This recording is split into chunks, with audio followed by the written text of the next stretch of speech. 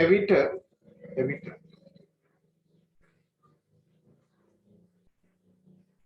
මීටර රූලක් මගින්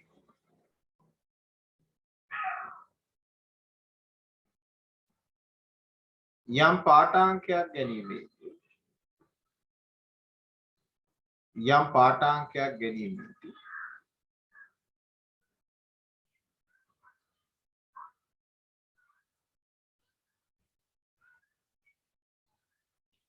එමගින් කියවාගත හැකි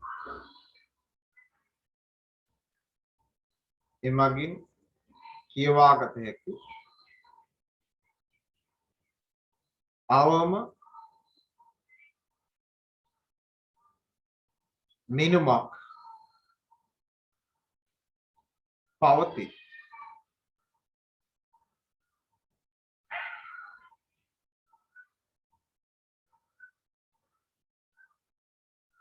මේට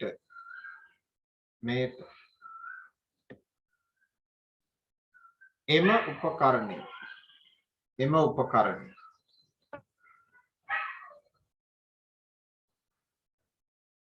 කුඩාම මිනුම.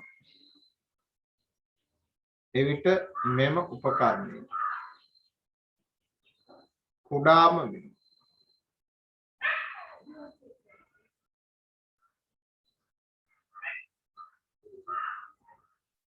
ලෙස හැඳින්වේ.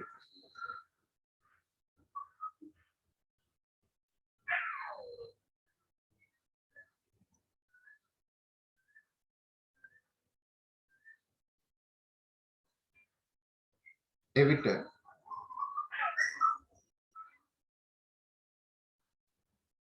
එම මිනුපකරණය මගින්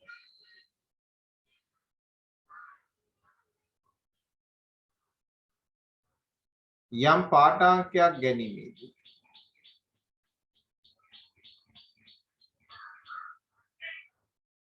එහි කුඩාම මිනුමට වඩා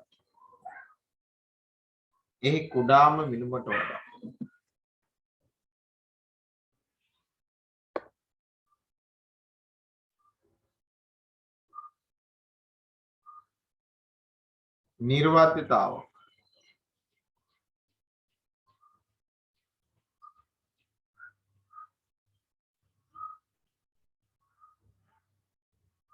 අපේක්ෂා නොකරේ.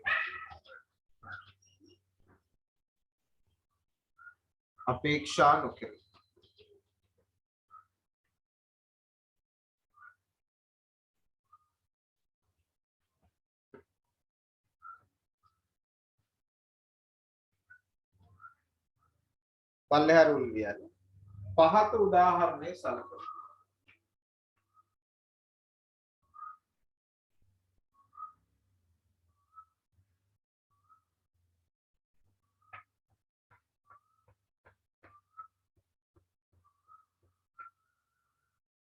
ලියන්න පල්ලෙහාට.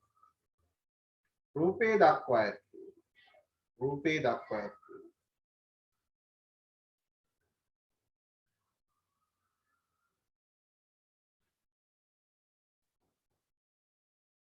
මීටර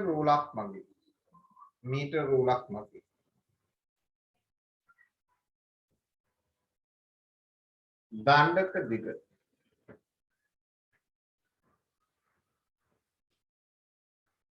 දණ්ඩක දිග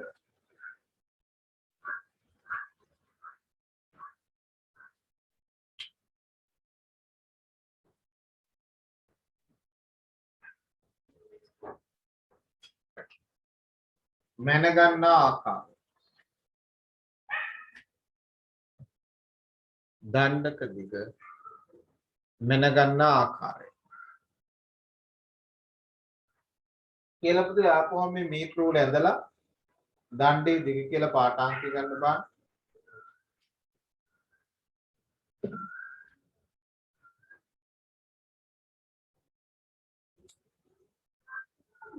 මේක පුතේ මුල් හරිය හොඳ තියරි ටික හොඳට අවබෝධ කරගත්තාම පාඩම ලේසි විනුපකරණ කොටස. මොකද විභාගේ මේ විනුපකරණ කොටසක් අහනවා නම් අහන්න පුතේ ව්‍යුහගත රචනාවක් ලෙස අහන්න.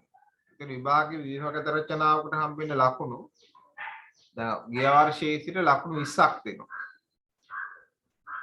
ලකුණු 20 කියන්නේ දෙවෙනි ප්‍රශ්න පත්‍රයේ ලකුණු 200න් 20ක්. ලකුණු 200න් 20ක්. එතකොට ලොකු ලකුණු ප්‍රමාණයක් හම්බෙන්නේ. එතකොට මේක සාමාන්‍ය ප්‍රශ්න 7ක් 8ක් අහනවා මේ විභාගගත ප්‍රශ්නයක්. ඒ නිසා හොඳ අවබෝධයක් තියෙන්න ඕනේ මේව ලියන්න. මේ පුතේ එච්චර අමාරු නෑ බොහොම සරලයි. තේරුම් ගැනීම විතරයි අත්‍යවශ්‍ය.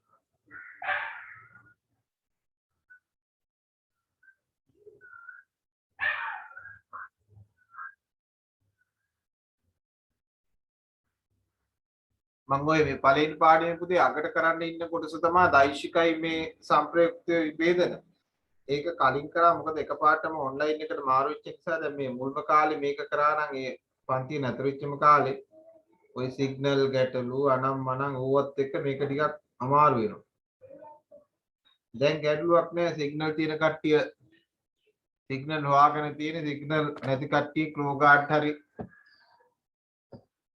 සුදන්ත වලට හරි මාරු වෙලා ඉන්නේ නේද? එහෙම නේද?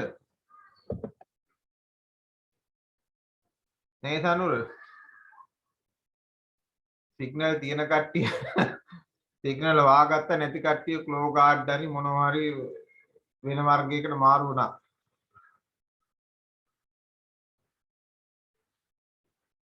ඒක පුතේ සිග්නල්ම නෙමෙයි ප්‍රශ්නේ මේ චුට්ටක් අර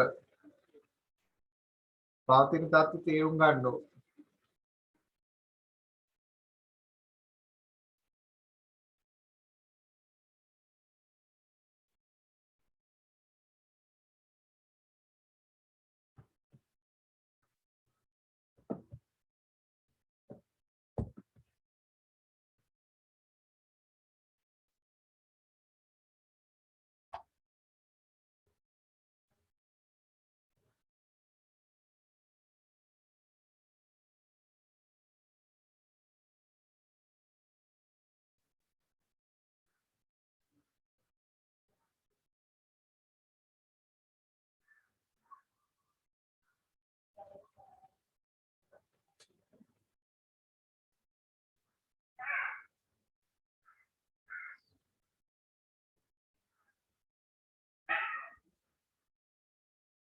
ඉවර කට්ටිය අත උස්සන්නකෝ.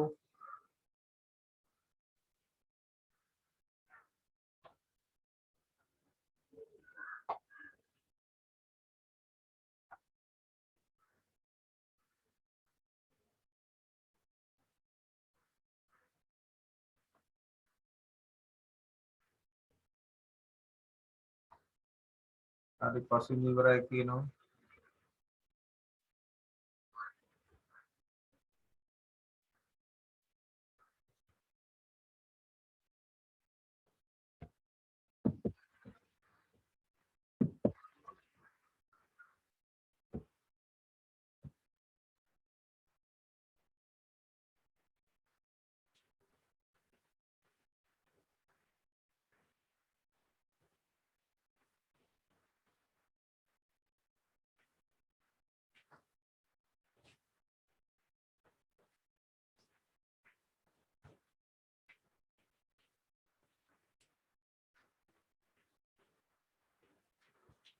ඉවර කට්ටිය අත උස්සන්න.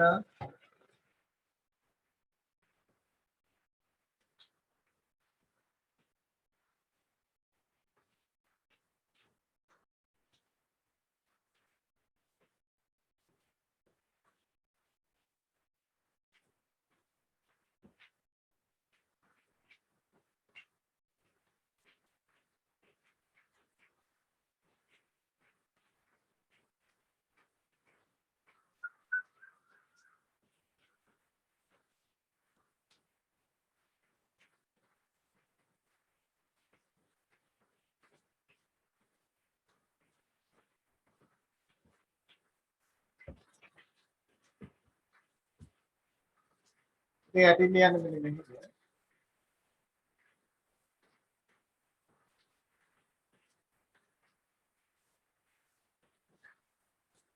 පොඩි වැස්ස සද්දයක් ඇහෙන වැස්ස වහිනවා පොඩ්ඩක්. ඇහෙනව නේද මස් කියන එක?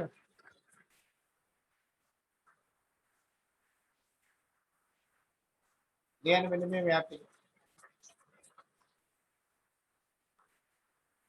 එපිට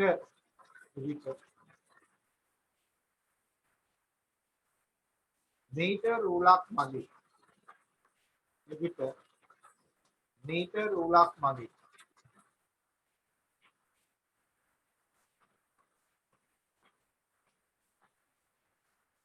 කියවා ගත හැකි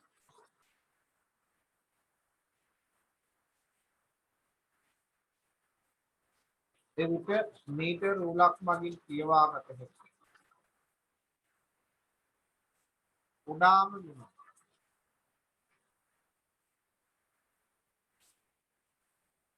1 මිලිමීටර බැවින්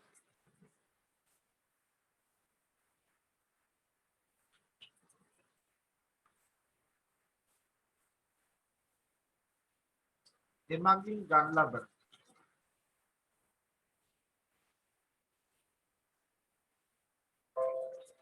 පාඨාංකය එමගින් ගන්න ලබන පාඨාංකය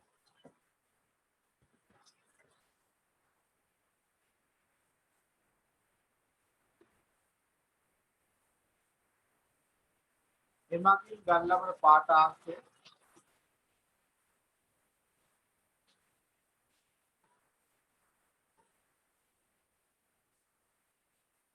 එකයි මිලිමීටරට වඩා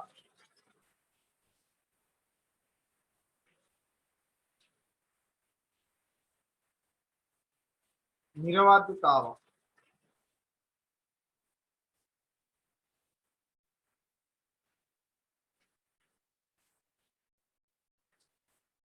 අපේක්ෂා නොකරයි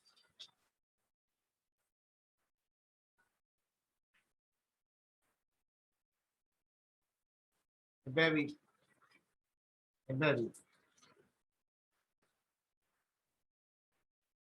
දණ්ඩේ දිග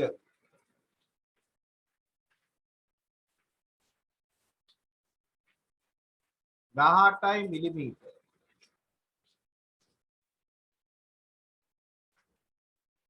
හෝ 19 මිලිමීටර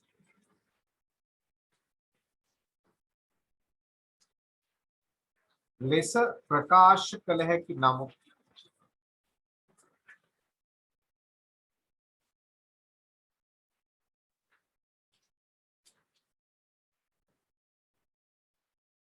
එය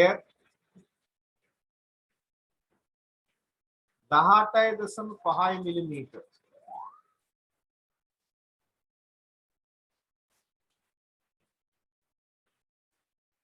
18.5 මිලිමීටර ලෙස ප්‍රකාශ කළ නොහැක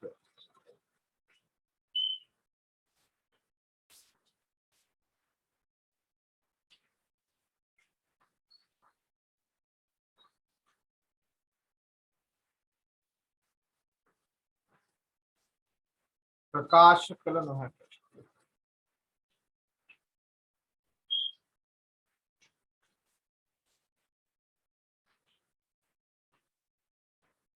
දැන් පුතේ යන්න ඔතනදී අපිට අදහසක් වෙනවා දැන් අපිට දැන් ඔය දිග මෙන්නහම මෙන්න මේ පොඩි ප්‍රමාණය අඩුනේ දැන් මිලිමීටරයකට වඩා චුට්ටක් අඩු ප්‍රමාණයක් තියෙනවා ඒක නොසලකා තමයි අපි ගන්න දැන් 18 මිලිමීටර ගන්නකොට පොඩ්ඩක් අඩුයි 19 මිලිමීටර ගත්තොත් පොඩ්ඩක් වැඩි දැන් ඔය ගන්න ප්‍රමාණයේ මත පාඨාංගයේ නිර්වද්‍යතාව රඳා පවතිනවා කියලා ගැටලුවක් වෙනවා. ඒ නිසා අපි යම්කිසි උපකරණයකින් පාඨාංකයක් කියව ගන්නකොට ඒ පාඨාංකයේ නිර්වද්‍යතාව රඳා පවතින සාධක දෙකක් ගන්නවා. ඒ කියන්නේ මෙයා කොයිතරම් ප්‍රමාණයකින් නිර්වද්‍ය කියලා පෙන්නන සාධක දෙකක් අපි ගන්නවා. එකක් අපි කියනවා ප්‍රතිශත දෝෂය. ප්‍රතිශත දෝෂය. අනිත් අපි කියනවා භාගික දෝෂය. මේ භාගික දෝෂය කියන එක අර්ථ දක්වන්නේ භාගික දෝෂය කියන එක අර්ථ දක්වන්නේ යම් කිසි උපකරණයකින් පාඨාංකයක් කියව ගන්න. මේ තියෙන මෙයාගේ කුඩාම විනුම කුඩාම එතකොට මේ කුඩාම විනිමේ පාඨාංකයේත් අතර අනුපාතයට මාත්‍රේ මෙයාගේ භාග්‍ය දෝෂයක අර්ථයක්. මේක භාග්‍ය දෝෂය. එතකොට මේකෙන් අපිට මේ පාඨාංක නිර්වත් වෙන්නත් කියලා හඳුනා ගන්න පුළුවන්. අනිත් එක තමයි ප්‍රතිශත දෝෂය. ප්‍රතිශත දෝෂය. මේ ප්‍රතිශත දෝෂය කියන්නේ අදහස. යට වෙන්නේ පාඨාංක උඩට එන්නේ කුඩාම විනිමය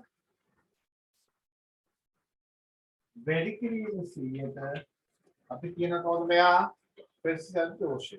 ඒතර ඔන්න ඔය භෞතික රාශි දෙකේ අපිට මේ පාඨාංකයේ නිර්වාදිතාව හඳුනා ගන්න පුළුවන්. දැන් අපිට කියනවා කුඩා මිනිමේ පාඨාංකය කියන්නේ භාග්‍ය දෝෂය නේද? එතකොට මේ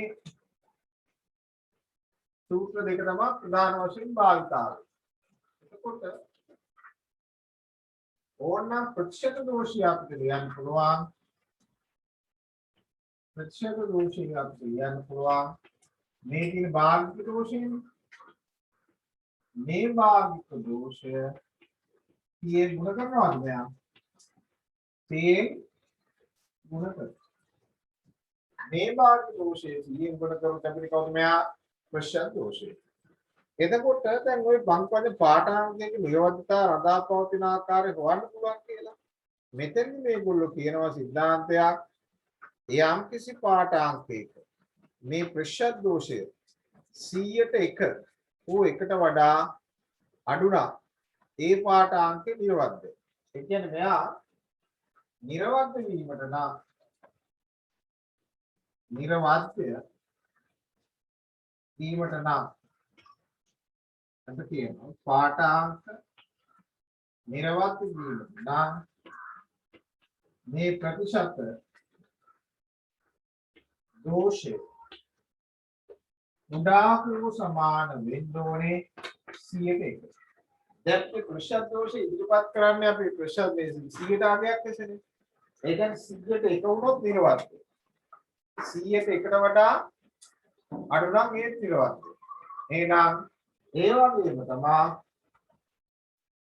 පාඨාංක නිර්වද්දනවා. එහෙනම් පාඨාංක නිර්වද්ද නොවන්නේ මොන අවස්ථාවද? නිර්වද්ද නොවන්නේ මේ ප්‍රතිශත දෝෂය 100ට 1ට වඩා වැඩි නම් මෙයා 100ට 1ට වඩා වැඩි නම් මෙයා කවුද? මෙයා නිර්වද්ද නැහැ. ඒ නිසා යම් කිසි උපකරණයකින් අපි පාඨාංකයක් අරගෙන ඒ පාඨාංකයේ ප්‍රතිශත දෝෂය හොයනකොට ඒ උපකරණේ කුඩා වෙන මුඩට දාලා යටට පාඨාංකය දාලා එයාගේ ප්‍රතිශතය ගත්තොත් එයා 100ට 1ට වඩා අඩු නම් ਉਹ එකට සමානයි. ඒ පාඨාංක නිර්වද්ද. 100ට 1ට වඩා වැඩි නම් මෙයා නිර්වද්ද. ඔක තමයි අපිට අදහස්. ලියන්න මෙන්න මෙහෙම. මුදේ අන්තිමට ලියපු වාක්‍ය මට කියන්න එක්කනේ.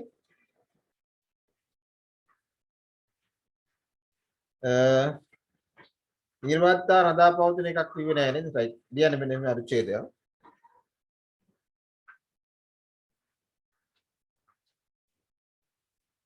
එවිට යම් මිනුපකරණයක් මගේ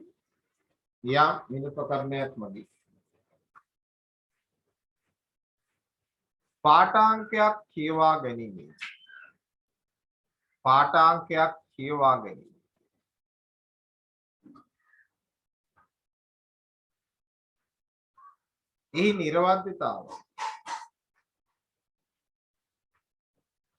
එහි නිර්වද්දතාව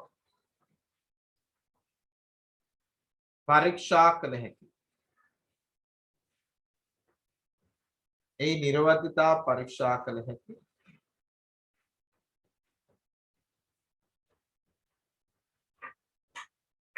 භෞතික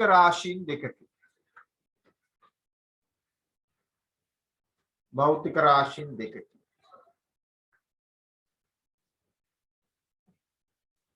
ඒවා පහත පරිදි අර්ථ දැක්වේ. ඒවා පහත පරිදි අර්ථ දැක්වේ.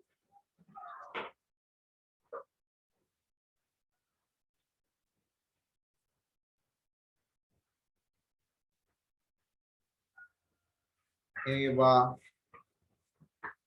පහත පරිදි අර්ථ දැක්වේ.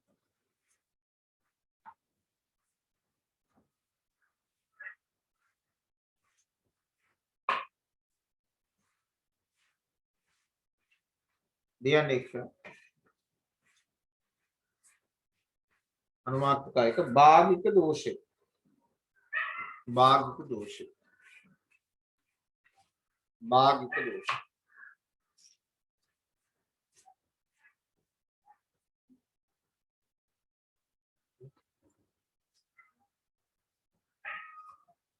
භාගික දෝෂය. එයට තියෙනවා යම් මිනුපකරණයක් මගේ යම් මිනුපකරණයක් මගේ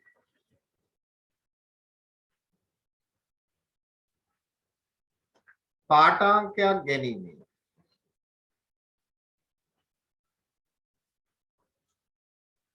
එහි කුඩාම විනුමේ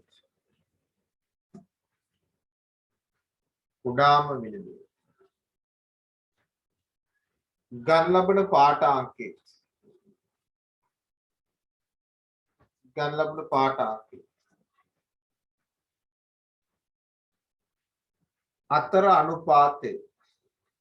අතර අනුපාතේ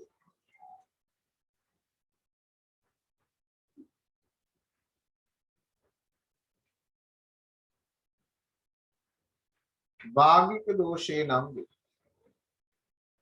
භාගික දෝෂේ නම් වේ.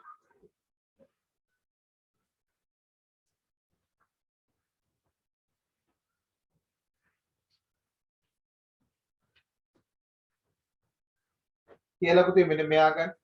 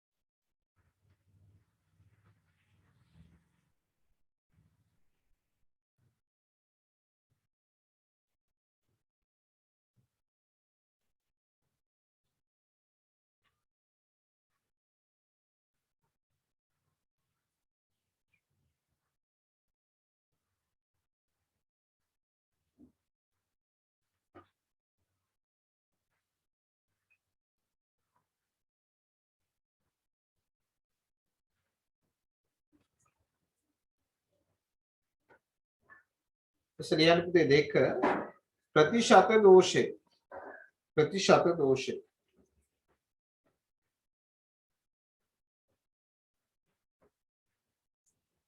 प्रतिशत दोषे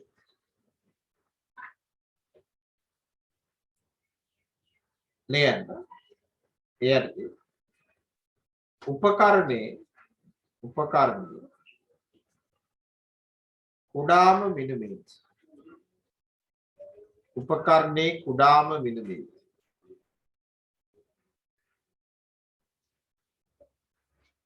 गण लबन पाठांके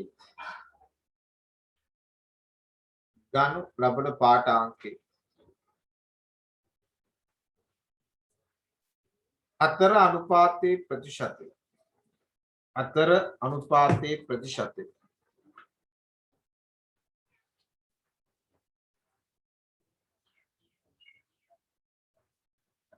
अतर अनुपाते प्रतिशते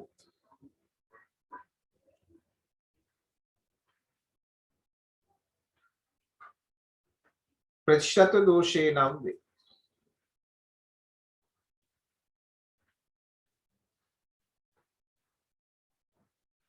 නැතහොත්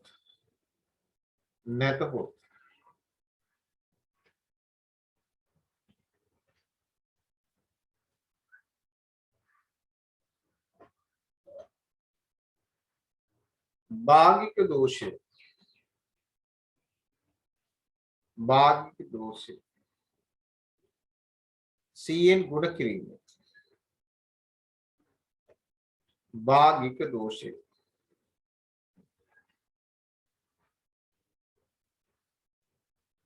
अंशक cn गुण කිරීම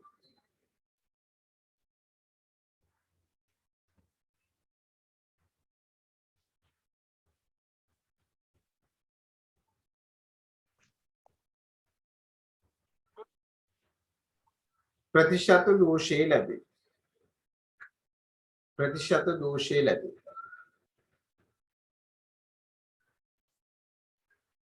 කියලා ඉතින් මේ කොටු දෙක විතරක් දාගන්න උඩ කොටු දෙක විතරක් මේව ලියන්න එපා මේව එපා උඩ කොටු දෙක විතරක් දාගන්න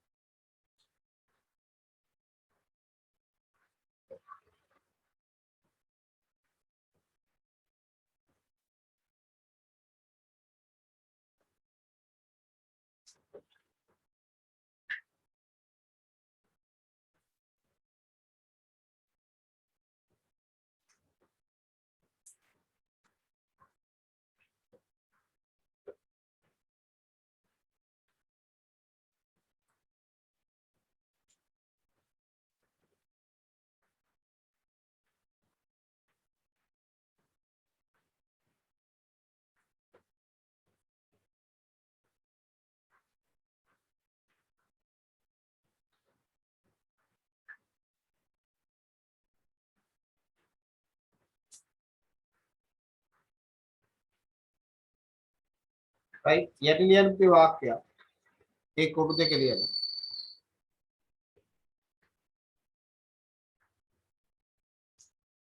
ඒ විතර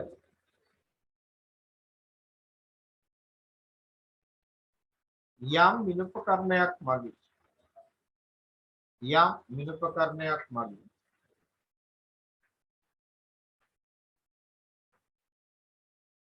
පාඨාංකයක් කියවා ගැනීම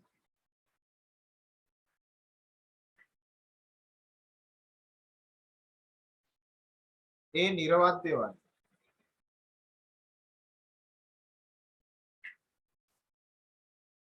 එහි ප්‍රතිශත දෝෂය එහි ප්‍රතිශත දෝෂය 100ට 1 හෝ එකට වඩා එකට වඩා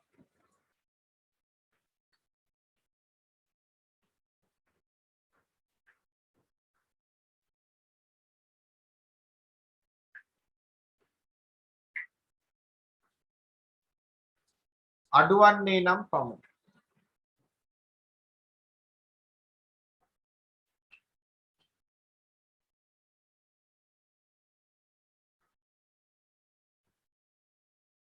එලෙසම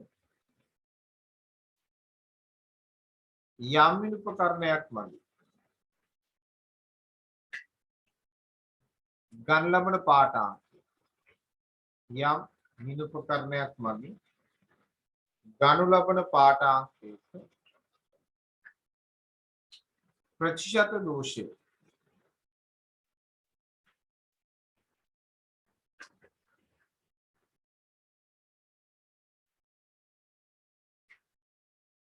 සියයට 1ට වඩා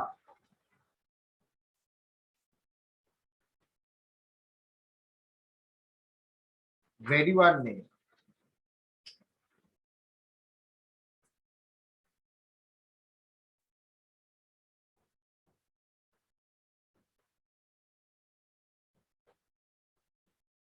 එම පාඨාංක නිර්වද්‍ය නොවේ. එම පාඨාංක නිර්වද්‍ය නොවේ.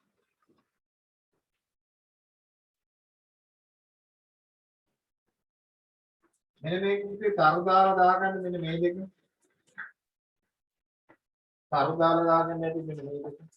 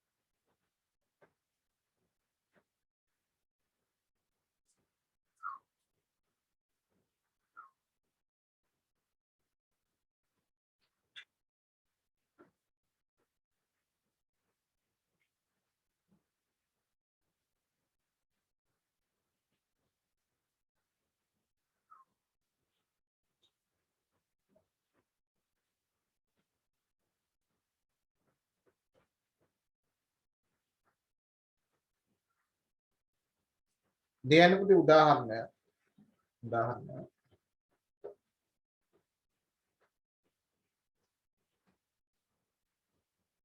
මීටර් රූලක් මගින් ගනු ලබන පාඨාංකයක පාඨාංකයක් මීටර් රූලක් මගින් ගනු ලබන පාඨාංකයක් සෙන්ටිමීටර් 10ක් නම්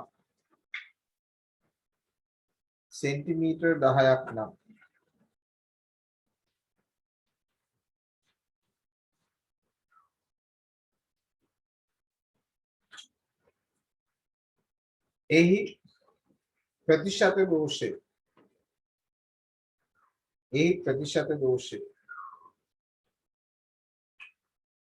කීයද? ඒ ප්‍රතිශත දෝෂය කීයද? බාන එහෙනම් පුතේ ප්‍රතිශත දෝෂය කියන එක අපි අර්ථ දක්වන්නේ කොහොමද? යට තියෙන්නේ පාඨාංකය හැම වෙලෙම සූත්‍ර ලියලා ගන්න මතක් වෙන්න. විභාගකම ලියන්න වැඩි කිරීම. දැන් මෙයාගේ පාඨාංකය සෙන්ටිමීටර් 10යිනේ. දැන් මෙයා සෙන්ටිමීටර් 10 කියලා ලියලා මෙයාගේ කුඩා මිලිම 1 මිලිමීටර කිව්වොත් වැඩි හරියන්නේ නැහැ නේද? එක මේකකේ තියෙන්න බෑ. එක්ක මිලිමීටර දියම එක්ක සෙන්ටිමීටර දියම. ඒ නිසා අපි මෙයා सेंटीमीटर 10 කියන්නේ මිලිමීටර 100නේ වැඩි කිරීම 100. දැන් ප්‍රතිශත දෝෂය වෙනවා 101ක්. එහෙනම් මෙයාගේ ප්‍රතිශත දෝෂය 102යි. එහෙනම් පාඨාංකයේ නිර්වද්‍ය නැද්ද? මේ 101 හෝ එකට වඩා අඩු නම් එක කියන්නේ නිර්වද්‍ය. එහෙනම් පාඨාංකයේ නිර්වද්‍ය වේ නේද? එහෙනම් පාඨාංකයේ නිර්වද්‍ය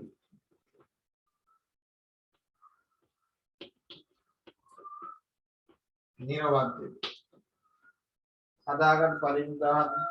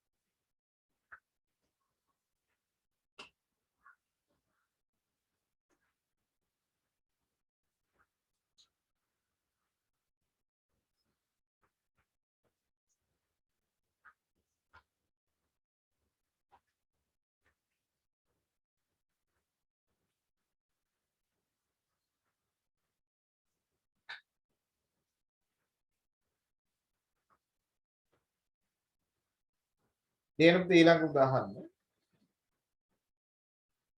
මීටර රූලක් මගේ මීටර රූලක් මගේ ගන්න ලබන පාඨාංකය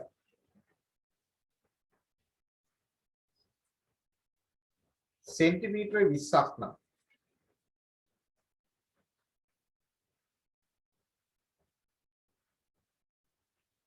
එහි භාගික දෝෂය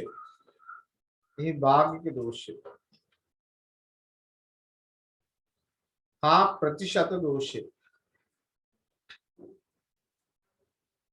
සොයන්න.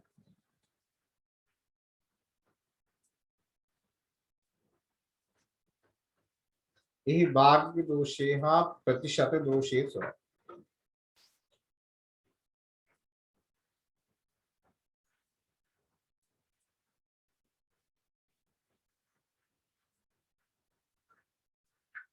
ප්‍රතිශත දෝෂය මෙහෙමම ගන්න පුළුවන්.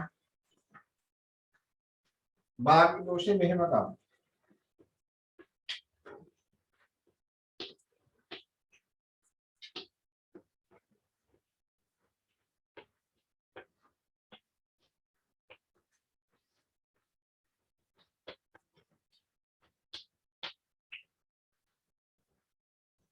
මෙයා පුතේ මෙයා සෙන්ටිමීටර 20 කියන්නේ මිලිමීටර 200නේ.